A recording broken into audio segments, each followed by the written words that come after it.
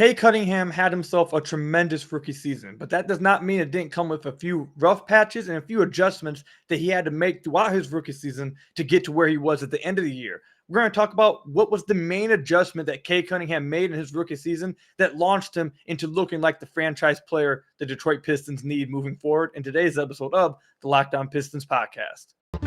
You are Locked On Pistons, your daily Detroit Pistons podcast. Part of the Locked On Podcast Network, your team every day.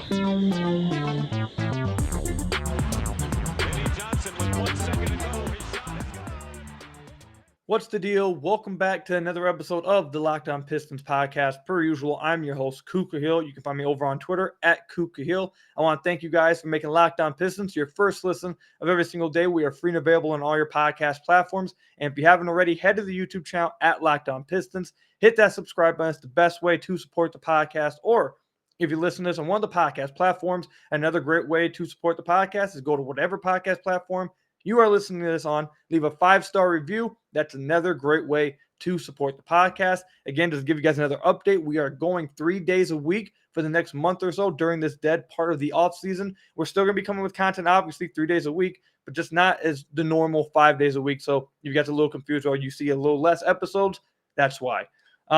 Also, next episode will still be the Fan Joins episode, looking for the most interesting fan story, most interesting Detroit Piston fandom story. If you want to send those in, you want to have a chance to come on the podcast, send them to me over on Twitter at Kuka Hill or comment down below on the YouTube channel.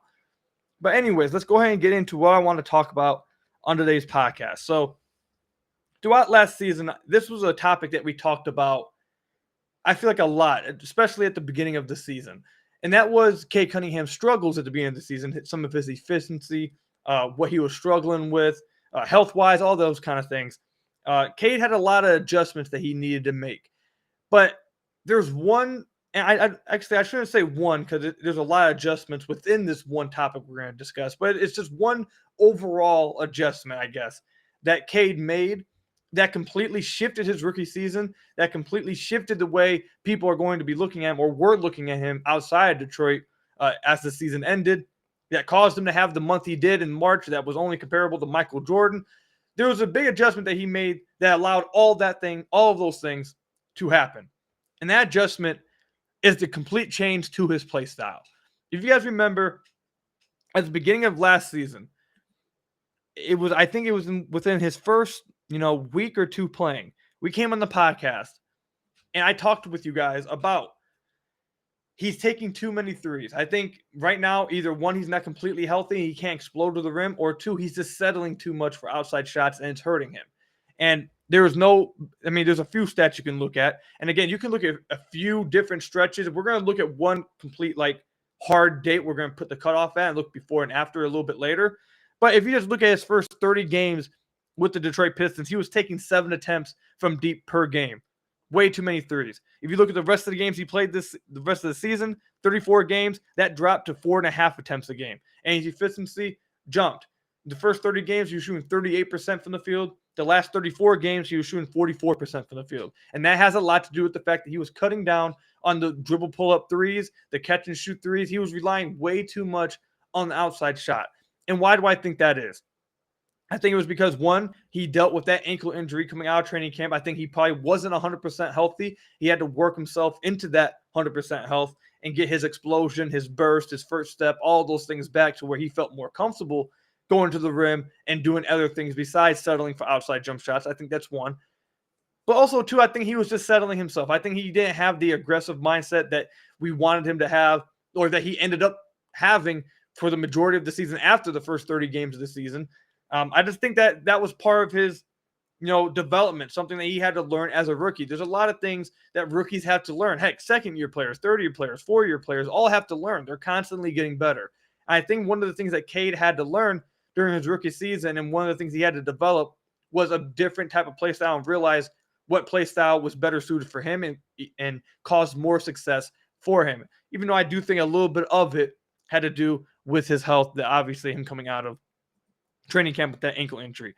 But the hard date that we're going to put a cutoff at that I really want to pay attention to is the All-Star break. So before the All-Star break, Cade Cunningham was taking 28% of his shots at the rim. He was taking 33% of his shots from mid-range and 39% of his shots from deep. So by far, the shots he was taking the most were still outside shots. Outside pull-up jumpers from deep, whether it's catch and shoot, coming off screens, coming off a pick and roll and pulling up. A lot of his shots, the majority of his shots, were coming from deep. And that's not a recipe for success. I don't think that's ever going to be a recipe for success for Cade Cunningham. I don't think that's something he's ever going to be. I don't think he's ever going to be like Trae Young or Steph, who just takes so many threes, and that's the majority of their game. Do I think he's going to become a really good outside shooter? Yes, I have complete belief that he's going to be an incredible outside shooter. But I don't ever think that that's going to be the main part of his game, or at least the part of his game where he's taking the most shots from. I think he realized that at the All-Star break, or again, there's multiple different stretches you can look at. It starts to go down as the season prolongs. But the cutoff day at the All-Star break, you really see a stark difference. So again, before the All-Star break, 28% of his shots at the rim, 33% of his shots from mid-range, 39% of his shots from deep. After the All-Star break, it was a complete 180. After the All-Star break, 40% of Cade's shots were at the rim, 37% of his shots were from mid-range, and 23% of his shots were from deep. He took 16% less of his shots from deep. He went from 39% of his shots from deep before the All-Star break, 23% of his shots from deep after the All-Star break. And we all know about how much better he played after the All-Star break, averaging 21, 6, and 6 on 52% true shooting percentage. Like, he looked a lot better and looked like a future superstar after the All-Star break. You can still see that he had a superstar grin on him before the All-Star break. He was struggling. But after the All-Star break, he absolutely looked like one, and he absolutely looked like the Rookie of the Year. And simply because, I think, because of that change of play style, he started getting to the rim a lot more. He started taking closer shots, taking some pull-up middies. He started using his frame. He started using his length. He started using his pace and change of speeds to get to the rim, draw more free throws, even though, we've talked about before that I think he should have drawn a lot more free throws. Refs did not like him this year. He drew more free throws after the All-Star break.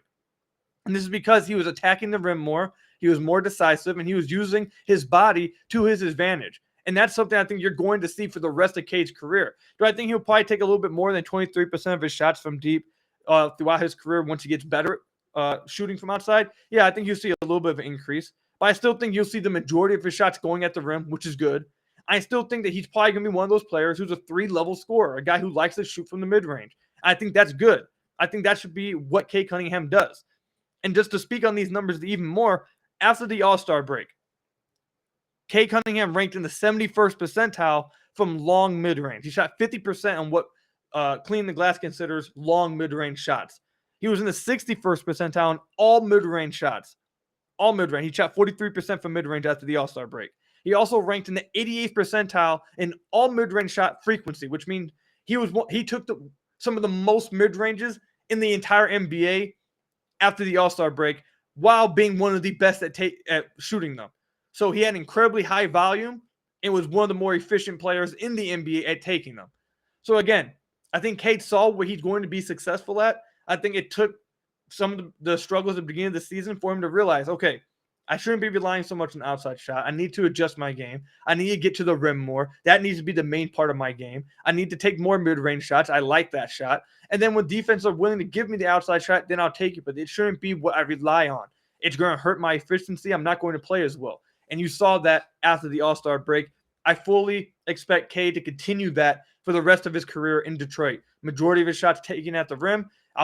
We'll probably see a little bit more even out from mid-range and three frequency. You'll probably see it become a little bit evened out, but still I think majority of his shots will be coming from the rim. I think that's going to be tremendous. I think that's the key to success for Cade Cunningham being a future MVP in this league. Let me know what you guys think about that in the comment section down below or over on Twitter at Kuka. Do you guys agree with this? Did you guys, just from simply the eye test, did you guys notice this change of play style? Do you guys agree that this was the big change that really sent Cade into having such a great season? Let me know all that again in the comment section down below or over on Twitter at Kuka Hill. When we come back, I want to talk about not just Cade Cunningham's difference from before and after the All-Star break, but I want to talk about the Pistons change from before and after the All-Star break and how you can kind of take some of that and look forward. And what I'm going to do by taking those stats and what I saw before and after And I'm going to project some things looking forward to next season and for the next few years. We'll do that when we come back. But first, I have to tell you guys about one of our sponsors, BetOnline.net. BetOnline.net is the fastest and easiest way to check out all your sports betting needs. Find all your favorite sports and events at the #1 online source for odds, lines, and games. Find reviews and news of every league, including Major League Baseball, NFL, NBA, NHL, combat sports, esports, and even golf. BetOnline continues to be the top online resource for all your sports wagering information, from live in-game betting, scores, and podcasts. They have you absolutely covered. Head to BetOnline today or use your mobile device to learn more about their trends and action today. And if you head over to betonline.net and you go to the basketball section, you'll see that they already have the odds for who is the most likely, in their opinion, to win the championship next season. They have the Boston Celtics leading the way. I don't know if I agree with that, though. I think a lot of it has to do with the fact KD seems to be trying to push his way to Boston. So if he ends up in Boston, then I think they might be right. But as of right now, I think I'm still leaning to the Milwaukee Bucks coming out the East and winning the championship next year. But those are the kind of things you can already do and get a head start in your NBA season over at betonline.net today, or use your mobile device to learn more about their trends and action today. BetOnline, where the game starts. So I want to thank you guys again for making Locked On Pistons your first listen of every single day. We are free and available on all your podcast platforms. And if you haven't already, head to the YouTube channel at Locked On Pistons. Hit that subscribe button. Best way to support the podcast. We're on our way to 5,000 subscribers. Or if you're listening to one of the podcast platforms, simply leave us a 5-star review on whatever podcast platform you are listening to this on. That's another great way to support the podcast. So we spent the first part of the podcast obviously talking about Cade Cunningham's differences from before and after the All-Star break. And it's not just before and after the All-Star break with Cade. If you take those multiple stretches as the year goes on, you'll see it start to trend down and down and down with his shots from beyond the arc. But that hard cutoff date, you saw a stark difference from before and after the All-Star break. I also want to look at the Detroit Pistons' stark difference before and after the All-Star break as well. And I think it's obvious that one of the things that really changed before and after the All-Star break was the acquisition of Marvin Bagley. And I think Marvin Bagley played a major part in this. And I kind of want to take a second, just a real quick second, to talk about Marvin Bagley.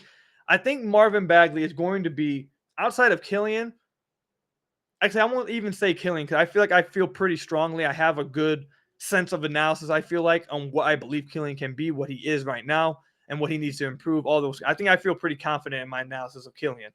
Marvin Bagley, I think, is going to be the one player on this team that I'm going to be finding myself really struggling to really pinpoint and stay in the area with Marvin Bagley. And here's why. His defense is atrocious. It really is. It's his defense is really bad. It's awful. But what he brought offensively to the Detroit Pistons was so impactful, and you're going to see from the numbers that we bring up soon, that it has me just... part of me wants to say that it was simply because of the archetype that he brought that the Pistons desperately lacked. But then the more I looked at some of his numbers, how well he was at finishing around the rim, basically anytime he caught the ball within 5 feet of the rim, it was going in or you were fouling him. And a few other things as well that we saw from Marvin Bagley. It just... part of me, it's like an internal argument with myself right now that I'm having. It's like, is it really him? Is it Marvin Bagley? Was it really that good? Or was it the fact that Pistons just so desperately lacked a guy who could put pressure on the rim that made Marvin Bagley look more important than he actually is? I just wanted to throw that out there because you're going to hear that when I bring up these numbers. You're probably going to have that argument with yourself when you hear some of these numbers and what we talk about. I can tell you right now that for someone like myself, who I feel like I'm pretty damn good at analyzing the game and coming to an opinion, whether it's right or wrong or proven right or wrong in time, I usually come to a stance. I'm usually pretty confident in that stance I come to. Marvin Bagley is one of those ones I find myself really flip-flopping on and finding myself, it's hard for me to really stay in one stance. But anyways, the reason why I say this is because before the All-Star break, the Detroit Pistons had an offensive rating through 58 games. Now, obviously, it's a smaller sample size after the All-Star game, but I think it's still a pretty good sample size either way. But before the All-Star break, they had an offensive rating of 103.0. They had a defensive rating of 113.0, which is a net rating of -10. So they were really bad offensively. And we've talked about the offensive numbers. I'm not going to continue to bore you guys with that. Their shooting numbers, their historic, terrible shooting numbers before the All-Star break. And they were they weren't that good of a defensive team either. -10 net rating. After the All-Star break, however, and obviously with the acquisition of Marvin Bagley, their offense jumped 9 points offensive rating wise. They jumped to 111.9 offensive rating, and their defensive rating was 114.1, and they had a net rating of minus 2.2. Now, their defense got slightly worse, went down 1.1 points, but their offensive rating absolutely soared. Their offense completely flipped the switch and looked so much better. And why is that? Well, one, like we just mentioned, the arrival of Marvin Bagley. Marvin Bagley brought a rim threat, a rim roller, a guy who can put pressure on the rim and catch lobs, which this team, like I had been saying all last offseason, desperately needed on this team. That was immediately seen after the All-Star break and made a big difference. That's one. Two, like we mentioned in the first segment, Cade started changing his play style and played a way that suited him more and really helped him achieve and look better on the court. Those are the two main reasons. Three, I think Isaiah Livers, inserting him and letting him play more, having his outside shooting, his connectivity on offense and defense, talking on both sides, knowing how to play within a team, defense and offense. I think playing him really contributed to this. And four, I think the improved play of Killian Hayes really helped here too. After the All-Star break, Killian looked much better. He started playing a lot better on both sides of the floor, consistently more aggressive. I think those four pieces played a big part in why the team looked better after the All-Star break. There's a ton of other reasons too. I'm not going to say, I didn't say Saddiq Bey because Saddiq started playing well much before the All-Star break. It wasn't some big difference he made. It was after the game 26 that he just completely flipped the switch. So he wasn't much different before and after the All-Star break. So I don't think his play all of a sudden drastically changed things. I think those four players I just mentioned and their change of play and their improvements is what really changed the Pistons offense and defense. And to go back to what I was saying about Marvin Bagley to really, circle it all and come, full circle here is, again, like I mentioned, Marvin Bagley was so bad. He's really bad defensively. He's horrific. There's no doubt about it. However, it has me thinking, is he really that bad? Or actually, no, I take that back. It's not me questioning, is he really that bad? He is that bad. But is it affecting, is how bad he is individually, defensively, did it really impact the team's defense? Like, was the Pistons able to hide him enough on defense? And I'm sure some of it maybe has to do with the fact that teams weren't attacking Marvin Bagley as much on the Pistons, maybe because he wasn't on there as much, he wasn't on the team as long, so they didn't have as much of a scouting report with what to do against him, etc. Maybe that plays a little bit to it. But for the defensive rating to go from 113 to 114 as a team after the All-Star break, that's not a big enough difference defensively for me to sit here and say that Marvin Bagley was absolutely unplayable, and defensively that is, and that he just destroys and tanks the team's defense. So after seeing these numbers, I see, okay, I think number one reason is Marvin Bagley, which is the reason why the Pistons offense looks so much better. But did he really affect the defense? So I saw the defensive rating numbers out there. I was like, okay, and 1.1 difference, that's not too big of a difference. It did get worse, but it's not too big of a difference for me to feel like that he's just tanking the team defensively. So I said, you know what? Let's go look at Marvin Bagley's on-off defensive rating, see if that's really bad. Because that will tell you when he's on the court, what was the team's defense, and what was it when he was off the court, and if it was really that much better. And when you look at Marvin Bagley's on-off defensively, when he was on the court for the Pistons this past season, he had a defensive rating of 113.7. That is one of the worst on the team. That's one of the worst. Actually, I think you would probably say Saddiq Bey is the only player that was a consistent rotation player who had a worse on-court defensive rating. So yes, it was a bad on-court defensive rating for sure. But when he was off the court, that is Marvin Bagley, the team had a 112.9 defensive rating. So it was only a difference of 0.8 points. So the team's defense was bad, wasn't that good with him on the court and with him off the court. And it wasn't much of a difference either way. So the overall point I'm making is that he didn't tank the team's defense. Did it get worse slightly? Yes. But the team's defense was still bad with him off the court. It wasn't like it went from 112, oh God, now it's at 117 with him on the court. No, he didn't tank the team's defense. However, he didn't tank the team's defense, which is the major concern, but he absolutely raised the team's offense. He completely soared the team's offense. So that brings the question, is he really that big of a defensive liability to where he's going to impact the team's defense? I don't know. A lot of these numbers are contradicting. And that's why I'm going to be it's going to be really hard for me to pick a stance from Marvin Bagley. Because then you say his offense really changed things, and my eye test tells me that. But the offensive rating on off doesn't say that. With him on the court, the Pistons had an offensive rating of 105.2. With him off the court, they had an offensive rating of 113.7. The team's offense was 8.5 points better with him off the court. But my eyes, I'm not going to completely believe those numbers. My eyes tell me that the offense was clearly better with Marvin Bagley on the floor because he was a lob threat, and they needed that. So that's why, to go full circle again, we started this talking about Marvin Bagley a little bit.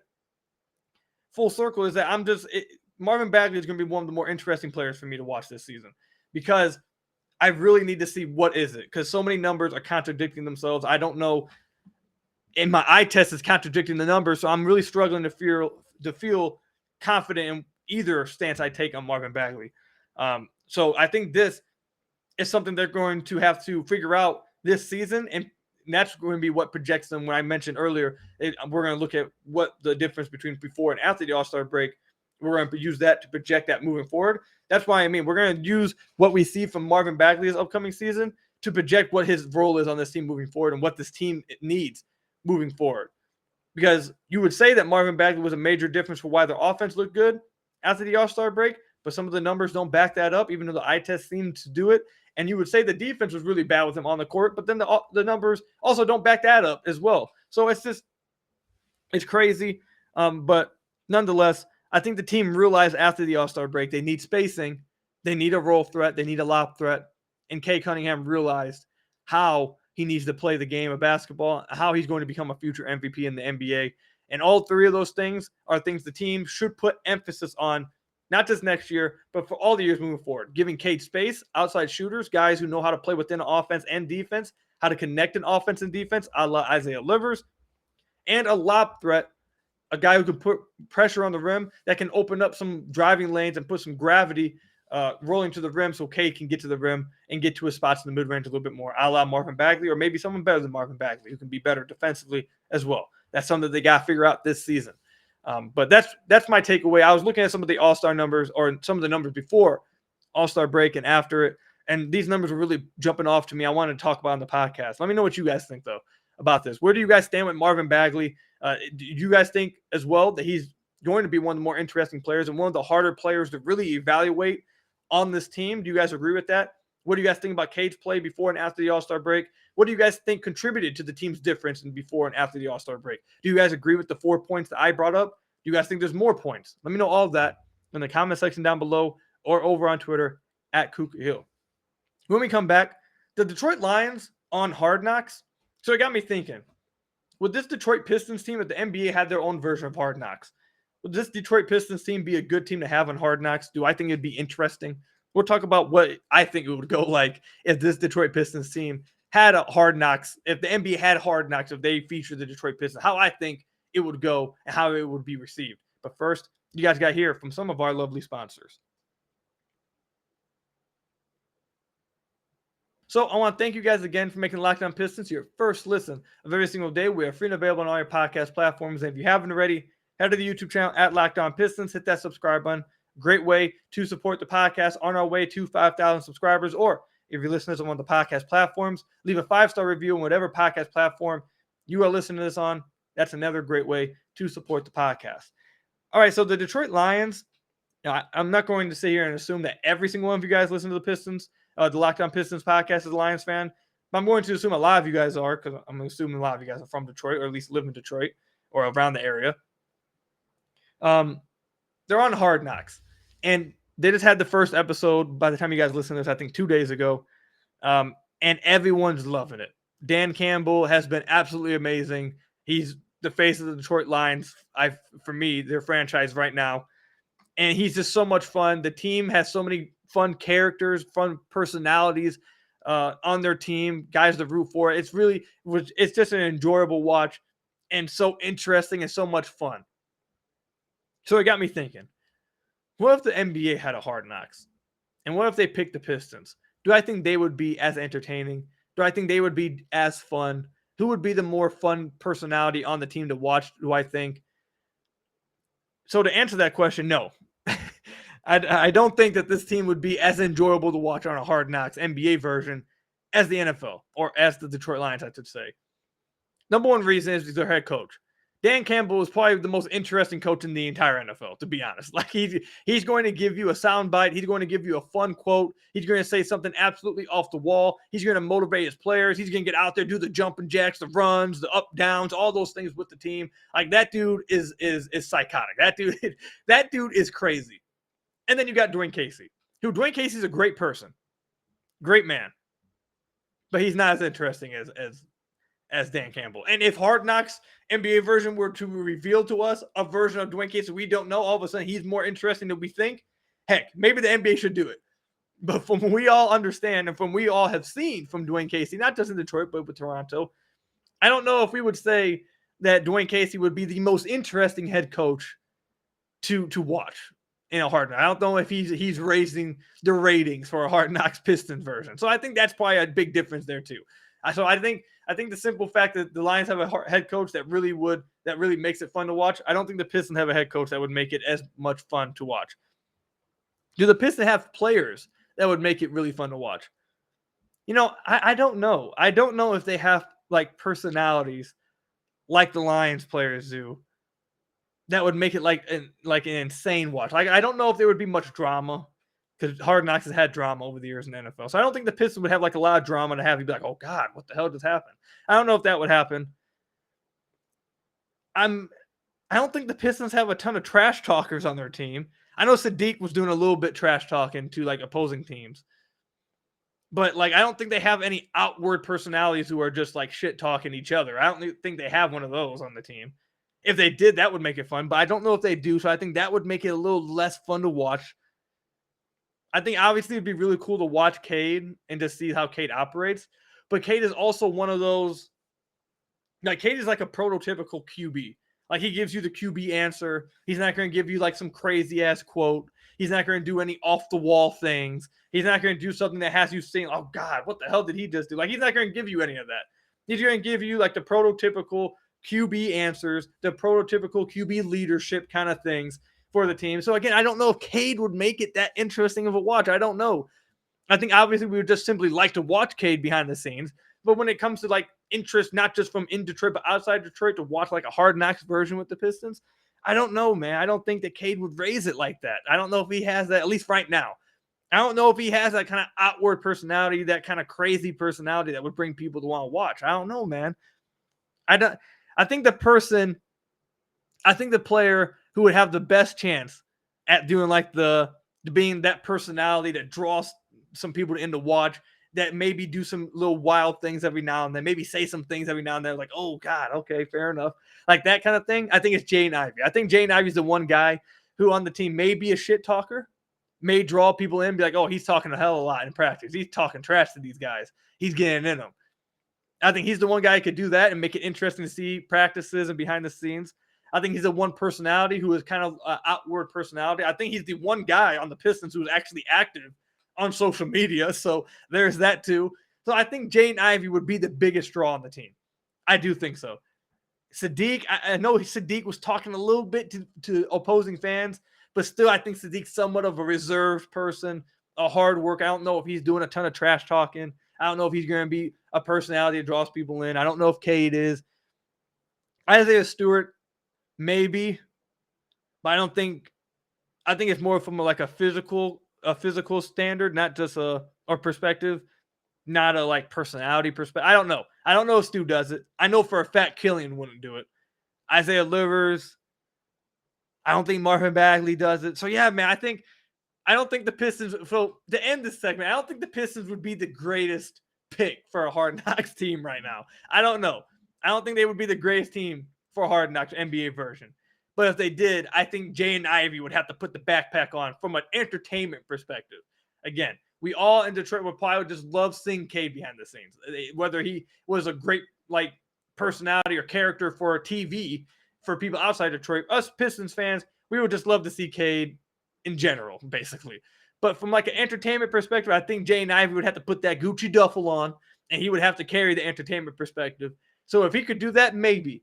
But I think the Lions are absolutely the best team in Detroit to have a Hard Knocks team from an entertainment perspective, to make you want to run through a brick wall kind of stuff. Like, I don't know if y'all saw the speech Jamal Williams, the Lions running back, he gave in Hard Knocks. It was a clip. It was like a minute and 40 seconds. I listened to that clip, and I felt like I was ready to go do 50 laps. I was ready to go do 100 up downs and smash my head through a brick. Like, I felt like I was ready to run through a brick wall for this dude.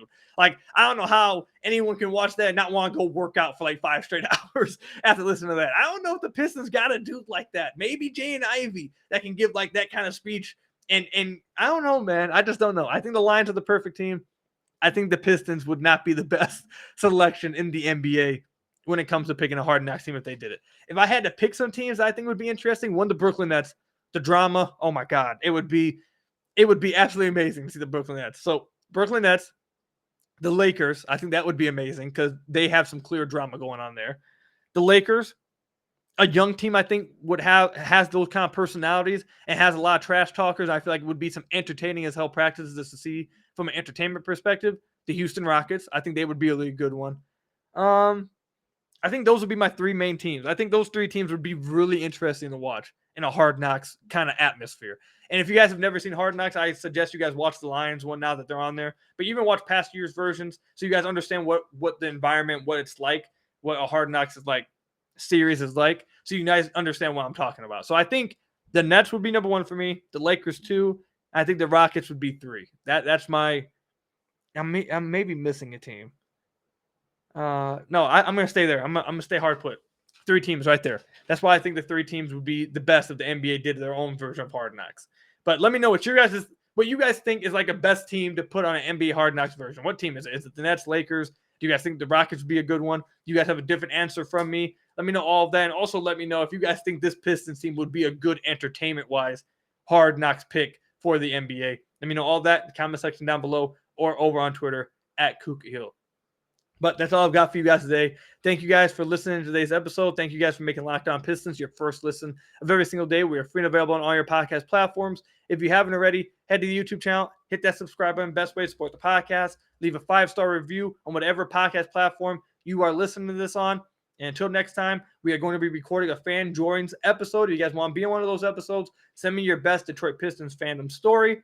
And until next time, I will see you guys later. Peace out, everybody, and stay safe.